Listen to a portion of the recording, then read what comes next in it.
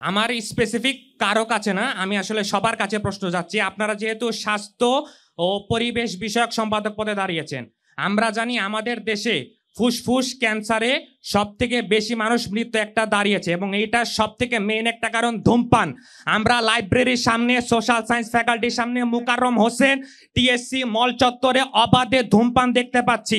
এই ধূমপান সম্পূর্ণরূপে ক্যাম্পাসে নিষিদ্ধ করার জন্য আপনারা কি পদক্ষেপ গ্রহণ করতে চান, এবং ঢাকা বিশ্ববিদ্যালয়কে একটা সম্পূর্ণ ধূমপানমুক্ত ক্যাম্পাস, একটা নিরাপদ ক্যাম্পাস, একটা নিরাপদ ফুসফুসের দেওয়ার ক্যাম্পাস হিসেবে আপনাদের কি করণীয় যাচ্ছে? আর একটা আমার প্রশ্ন নৈতিক পরিবেশ নিয়ে। মল চত্বর, টিএসসি, কার্জন হলে আমরা যখনই যাই, বহিরাগত বহু ছেলে মেয়ে বিভিন্ন ধরনের অনৈতিক এবং নানা ধরনের শিষ্টাচার বহির্ভূত কর্মকাণ্ডে তারা জড়িত থাকে। এটাও একটা নৈতিক পরিবেশের মধ্যে অংশ। আমরা আমাদের অভিভাবকদেরকে নিয়ে আসতে পারি না এই নৈতিক পরিবেশ স্খলনের কারণে।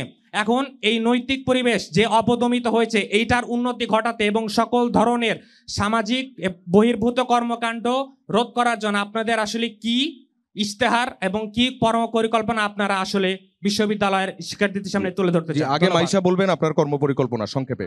ধন্যবাদ অডিয়েন্সকে এই ধরনের কোশ্চেন করার জন্য। আমি আমার ইশতেহারের প্রথমেই বলেছি মাদক মুক্ত ক্যাম্পাস, মাদক মুক্ত ধূমপান মুক্ত ক্যাম্পাস গড়ে তুলতে হল ভিত্তিক এবং ডিপার্টমেন্ট ভিত্তিক মাসিক ডোপ টেস্টের ব্যবস্থা গড়ে তুলব।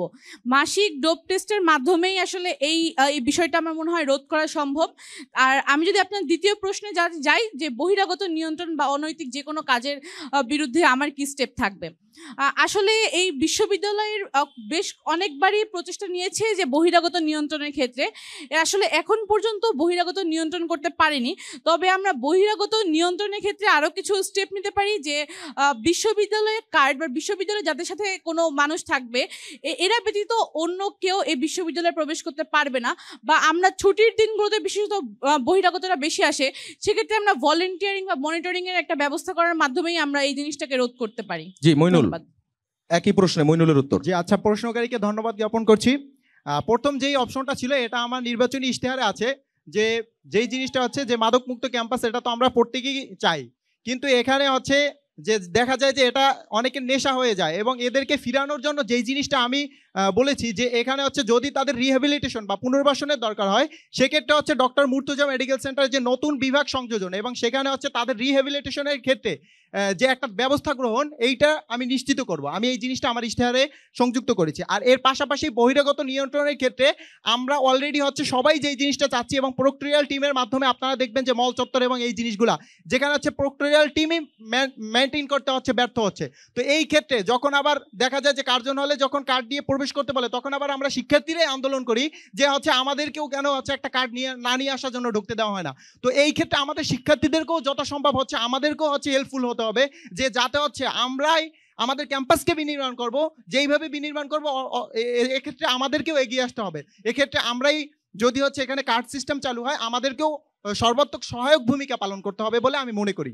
ধন্যবাদ সবাই। আপনাকে ধন্যবাদ। খুব সংক্ষেপে উত্তর নেব নিঝুমেরও। আপনি খুব গুরুত্বপূর্ণ একটা প্রশ্ন করেছেন, আপনাকে অসংখ্য ধন্যবাদ। আপনি যে বিষয়টা নিয়ে কনসার্ন, এটা আসলেই খুবই গুরুত্বপূর্ণ। আমারও মনে হয় ক্যাম্পাসটাকে ধূমপান মুক্ত করা প্রয়োজন।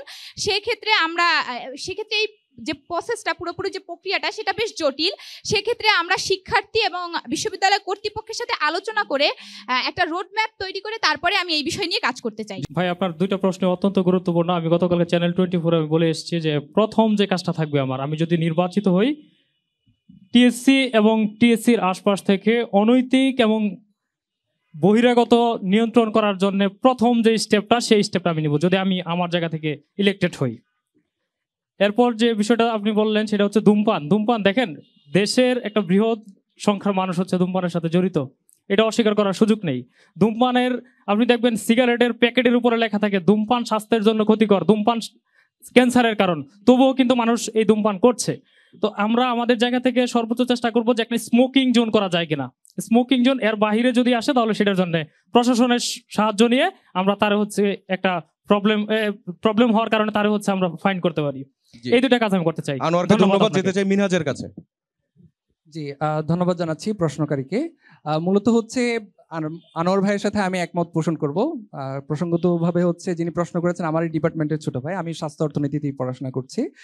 আর এখানে যেটা করতে হবে যে আসলে মানে পুরোপুরি নিষিদ্ধ করে দেওয়া, এইভাবে এটাকে বন্ধ করার আসলে সুযোগ নাই। যেখানে আনোয়ার ভাই বললেন যে গায়ের মানে সিগারেটের গায়ে লেখা থাকে যেটাকে ক্যান্সারের রোগের কারণ হইতে পারে, ফুসফুসের জন্য ক্ষতিকর, তারপর কিন্তু মানুষ এডিকশনের কারণে এটার মুখোমুখি হচ্ছে, যার কারণে স্মোকিং জোন হওয়ার বিকল্প নাই। এর বাইরে গিয়ে যেটা করতে হবে সিগারেট বাট কালেকশন বিন, যেটা ওয়েস্ট ডিসপোজালের জন্য আলাদা একটা সেগ্রিগেশন একটা পার্ট, এই নীতি বাস্তবায়নটা এখানে করতে পারলে তাহলে এটা অনেকটা নিয়ন্ত্রণ করা যাবে।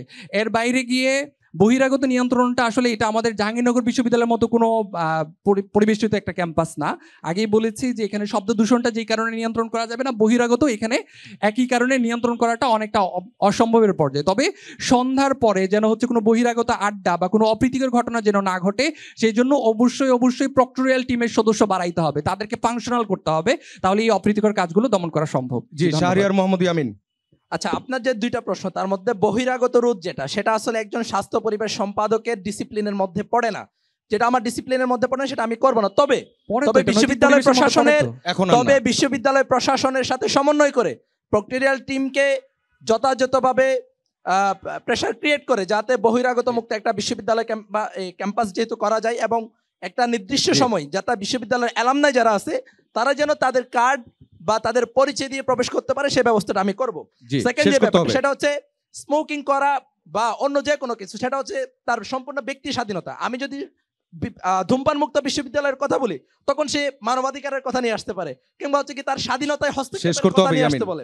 সেই জায়গায় আমার যে জায়গাটা থাকবে সেটা হচ্ছে কি বিশ্ববিদ্যালয়ের বেশ কিছু স্মোকিং জোন থাকবে, সেখানেই তারা বিশ্ববিদ্যালয়ের শিক্ষার্থীরা যারা এই ধূমপান করে তারা সেখানে করবে। অন্যান্য জায়গাগুলো যেন সেফ থাকে এবং আমাদের বিশ্ববিদ্যালয়ে আপনি লক্ষ্য রাখবেন। জি ইয়ামিন, আপনাকে ধন্যবাদ। আমাদের সঙ্গে যে 6 জন যোগ দিয়েছিলেন তা আপনাদের সবাইকে ধন্যবাদ। বিশেষ করে ধন্যবাদ যে ভোটাররা প্রশ্ন করেছেন।